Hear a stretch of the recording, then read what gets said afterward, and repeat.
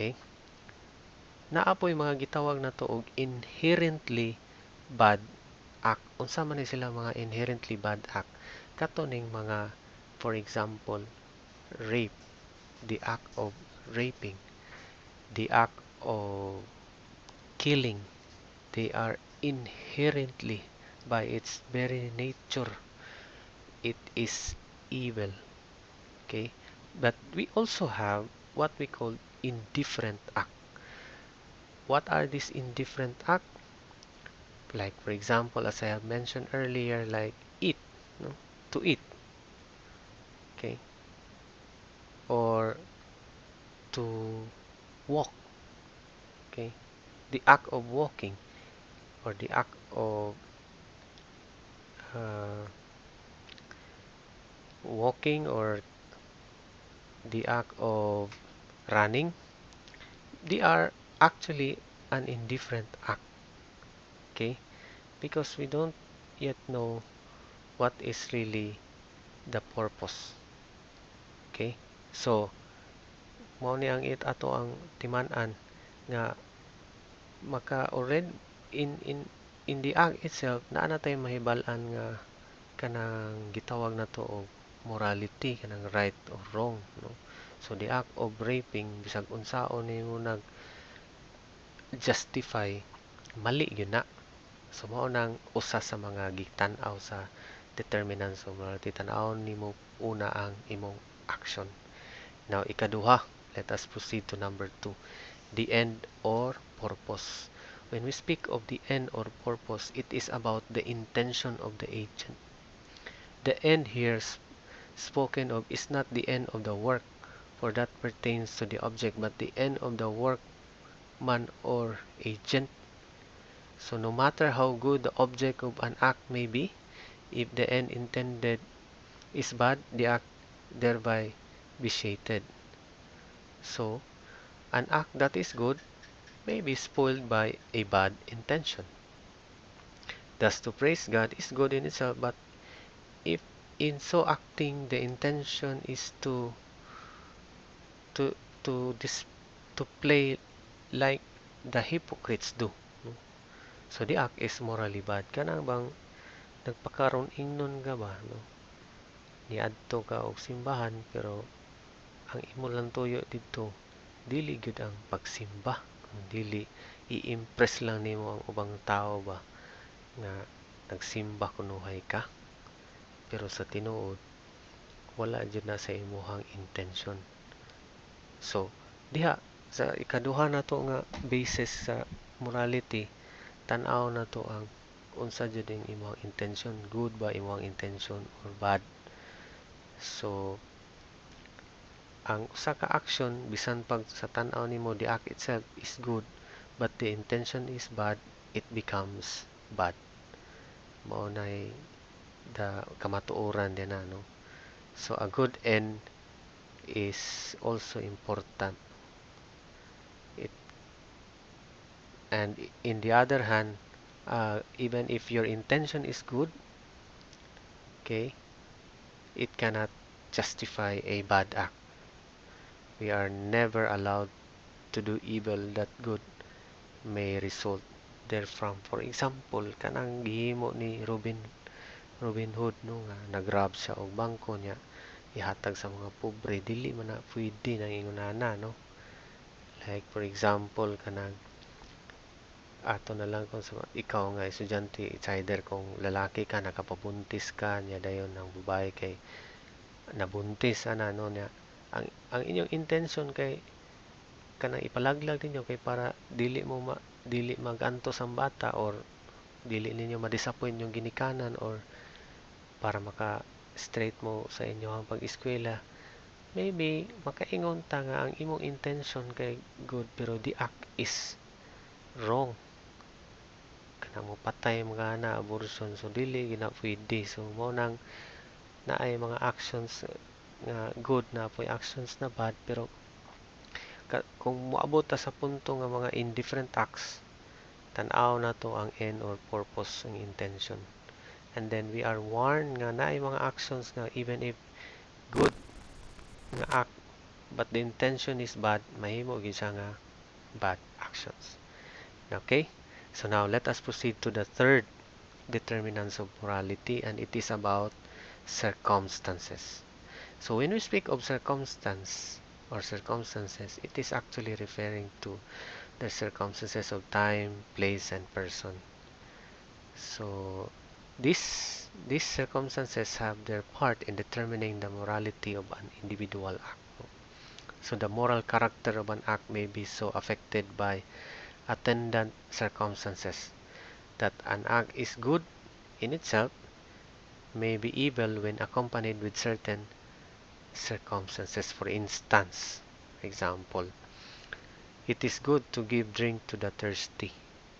But if the thirsty man is morally weak and the drink is intoxicating, the act may be evil. No? So under the head of circumstances, certain effects of an act may be included. Not such effects are directly willed or intended, for this go with the second class of determinants, no katong intention. But there may be other effects which the agent foresees or can foresee, so related to the act that though he does not intend them, yet he consents to their taking place, inasmuch as he wills that the act which to his knowledge is the cause or at least the occasion of these effects. Thus, in ordering a city to be bombarded, a general brings about, however reluctantly, the death of many combatants. Such an effect he is said to permit or to will indirectly. Okay, so mao ni ang mga ah, tulo, no, the determinants of morality. Okay, so in your simplified course pack, you are even given conditions in terms of the third determinants of morality. No? When we speak of good effects directly intended in an act, evil effects are foreseen are likely to result. The act is not licit unless it fulfills the following conditions. Number one, that the evil effect be not directly intended. Okay? Or that the good effect intended be not produced by means of the evil effect, for we are never allowed to do evil that good may come therefrom. So the general for example, the example that I have mentioned earlier, that uh, actually the general does not kill the combatants in order that by their death he may destroy the combatants. Number three, that the good directly intended exceed the evil effects. No one could licitly bombard a city for the sake of a slight advantages. Okay, and then number four, that the doer of the act be not under the obligation of averting the evil consequences in question. Okay, so ang imuha lang tan-awon jud diri, okay, ang circumstances kana bang less ang kanang iyahang evil effect sa when we speak of the circumstances. Mura lang gud ni og kuan. For example,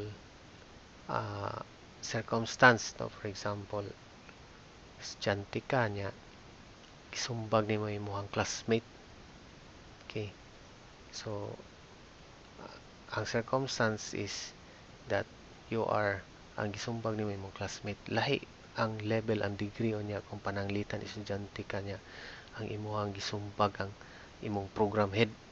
Gisumbag lagot ka sa imong program head, or posible ang for example diya sa to sa eskwelahan ang imong gisumbag kay si ato ang kuan kini Vice President for Administration si Doc John ana, no, o lahi na ang circumstance mo na pasabot sa circumstance. It can either increase or decrease the gravity of the act. So sabtan. Okay, so in conclusion, unsa man gyud ang kining good act, no? So balik ta atong giingon ako ganina nga essence of morality nga ang atong mind is capable of uh, having to identify what is right from wrong. So now in conclusion, kaning atong human act may be morally good. Kung saon man nato makita nga it is really morally good, pure ang intention, good ang act, then ang circumstance will really kanang ma-elevate jud ang act ba to be good. Okay? So unsa man gyud kani dapat kaning three determinants wala gina siya mga defect. So kanang imong act itself, ang act itself is good, ang end niya or purpose is good, unya ang circumstances ni increase pag yun siya, ni doble pag yun ang good sa iyang intention, ni good pag yun ang imong kwan kana makaingon jud ta na the act is good. Mao na sa Latin, bonum ex integra causa malum ex quacumque defecto. So sa English, a thing to be good must be wholly so, no? It is without defect. So in a simple or a plain common sense, for example kanang atong health, no? Good health is a perfection. So the perfection that is referred is that completeness according to the highest degree of perfection possible in that particular thing that we've mentioned, no? So for example, to be truly healthy, it must be in all aspect, like imong physical, mental, mao na siya ang kuan pod pasabot sa kaning gitawag nato og kanang good action, walay defect. Una nga, for example, sa inyong pamilya na ay isa sa inyo nga nakita na sa imong ginikanan nga maayo, pero murag nakita nimo nga ang ihalang intention is nagpa-impress lang siya sa imong mga ginikanan, dili gina siya nato matawag nga morally good. Dapat good ang act. For example, dito sa balay ninyo nagahugas ka og plato, hugas ka og plato ana, tapos ang imong intention dyan is just to serve, no? Kay tungod nahigugma kasi mga kung dili di kay ingon nga nanghugas kag plato tungod kay naa kay pangayuon. So nausab na gamay ang intention. Dapat pure yun ang imong intention, na good yun ang imong intention, good ang act. Yang circumstances is because diya sa inyo ang pamilya, no, daghan mo man nagsuon, tapos ikaw ang nagserbisyo. So mo ang circumstance. Okay? So malahi na po ang circumstance kung pananglitan diya sa inyong eskwelahan, pero ikaw ang muhugas sa plato sa kantin ana, lahi na po nga circumstance. Unsa man imong intention ana, magpasikat ba ka or just for the sake of helping ang mga naani na, no? So mao ni siya ang determinants of morality. So I hope that at this point diri lang nako putlon kay gitunga na ko ni siya nga topic. Sunod semana unsaon nato nga magaydan ta og kanang gitawag nato og moral accountability. Nya unsa po'y maka kanang mag-modify ani atong mga human actions, no? So I think that's all for this topic about the morality of human act. If you have questions or clarifications, feel free to message me. So thank you for listening.